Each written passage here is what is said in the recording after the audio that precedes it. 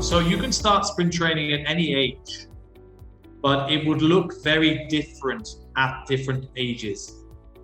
So younger athletes are slower because they're younger and weaker. So speed training for them, they don't need to be as fresh and they don't need as much recovery. So for example, if you have an 11-year-old athlete or 11-year-old kid that is not particularly quick, not because they're not quick, but because they're untrained, because the intensity that the athlete produces is too low. So you wouldn't need 5 minutes recovery for the 50s. Counterintuitively, if you have a younger athlete who produces lower speed, their speed sessions, you can do more volume. However, you don't want to go into endurance. So the emphasis with young athletes must be on technique. You have to develop technique and you have to develop movement. So I would focus with young athletes on technical skills, and I would make the speed-based training in a play-based situation. So maybe in games, but rather than having long recoveries, they can maybe do relay races, things like continuous relays around the track, fun games like that. And you can ask them to run in a certain way, maybe focus on their arms, maybe focus on posture, maybe focus on keeping their heads up. So make it fun, make it fun, make it their game, give the athletes games to play, but with younger athletes, make it a technical focus as well, in a fun way. So you can't measure that stuff unless you have force plates and stuff like that. So don't worry about that. But what you need to try and do is you're trying to get the athletes strong. You're trying to get them strong so that they can produce large amounts of force. Then you're trying to get them reactive, so they can produce large amounts of force in a very short period of time. The fastest athlete that ever lived is Usain Bolt. Usain Bolt produced the most force of any athlete ever, and he produced that force in the shortest ground contact time. So his ground contact time is the fastest that's ever been measured. And the force he's produced is the fastest that's ever been measured. Therefore, he is the fastest athlete. So don't get too worried about the numbers, but just work on the key elements that will help improve ground contact times, which is predominantly ankle stiffness and tendon compliance. Then work on strength and work on conditioning the muscles to run fast. When the muscles are conditioned to run fast, get the athletes to run fast, because that is the best training they can have. The best training to get fast is to run fast. But you can't do it all the time. Maybe in a maximal speed session, you would do once per week. That's it. Once per week, maybe twice, or 1.5 times. You might do a speed and speed endurance session. But more than twice a week for a decent level athlete is too much. The athlete will not have recovered, and the speed then becomes endurance, and you're not training speed anymore. You're training endurance. You're actually training the athlete to be slow. So if you train speed too much, you're actually going to make the athlete slower. You're best off doing less high quality than more and low quality. Yeah, so low heel recovery is all about bringing the leg through in a low way. So you can bring the leg through 2 ways. You can either bring the leg through close to the ground, hence why people drag the toe, okay? Or you can cycle the leg over the knee. So in maximal speed running, we cycle the leg over the knee or the heel over the knee. We step over. So that's a high heel recovery. In acceleration, we want a low heel recovery. If the recovery is high, then the athlete is in the air for too long a period of time and they're in the wrong positions. Therefore, they won't be able to accelerate effectively or efficiently. So that's why we want a low heel recovery. Now, the toe drag has come out of a cue, I think it came out of Jamaica, where they were cueing the athletes to drag the toe. And that wasn't meant to happen in a race.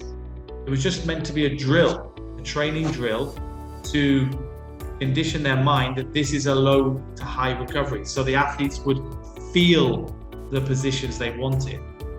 Then what happened is some of these athletes started dragging the toes, and some of these athletes were the best athletes in the world, and then everyone started copying them. But be careful. Don't just blindly copy the best people, because quite often they're trying to correct something as well. And most top athletes also have technical faults. So while it's good to study the best athletes, and please do that, I would encourage you all to do that. But please don't just blindly copy. Just look at what happens and try and understand why. And then do some research. And then when you're happy, then introduce it into your training. I would never do all 4 in one session because that's far too much. But you might do little bits of, say, acceleration speed and maximum speed in the same session, but you wouldn't do a huge amount of volume. But let's, for example, say that a full acceleration session is 1 unit of work. So that would be a standalone acceleration session that you would do on a Monday night. And a full speed session, speed and speed endurance session, would be 1 unit of work. Then what you can do is limit it to 1 unit of work. So then you could have a session where you do half a unit of acceleration and half a unit of speed. You could then do another session in the week where you do half a session of acceleration and half a session of speed endurance. So that's a really good way of getting 1 full unit of work done, but you're working on 2 components in 1 session. So I would normally say maximum of 2 things in a session. However, you might have a speed and speed endurance session, and you might just do some acceleration runs as part of your potentiation or part of your warm-up. However, you wouldn't necessarily do all of the exercises. You should always do endurance before speed. I won't get into the chemistry of it, but basically there's the endurance producing enzymes do not negatively affect speed or power. However, the speed producing enzymes are negatively affected by endurance. So what that means is, if you do a speed session and then an hour later you go for a 20-minute jog, you will negatively impact the adaptation process of the speed session. So if you are going to do endurance and speed on the same day, which I would advise against, by the way, but you can do it, you should do the endurance first, and then you should leave at least 3 to 4 hours before doing speed and power work. So yes, sequencing is very important, very important. The best thing to do after speed is rest, because the body improves not on the track, the body does not improve in the gym, the body improves when you're asleep. So the athletes need to rest, they need to sleep. Now the problem you have in India is it's a very hot country. So you have to train early in the morning, and a lot of sessions happen at 6, 6:30, 7 in the morning. So for the athletes to get 10 to 12 hours sleep per night, or some sleep in the day, this athlete should be getting between 10 to 12 hours a day sleep. Yes, sounds like a lot, but they should. Therefore, if they're training at 6, that means they need to be in bed asleep by 8. That's quite difficult to do, be in bed at 8. Because normally, the culture here is you eat quite late, you sit with your families and stuff, and people go to bed late. So a lot of athletes here, unfortunately, are not sleeping enough, sleeping 5 hours a night. You can't recover in that time. You have to sleep, have to rest.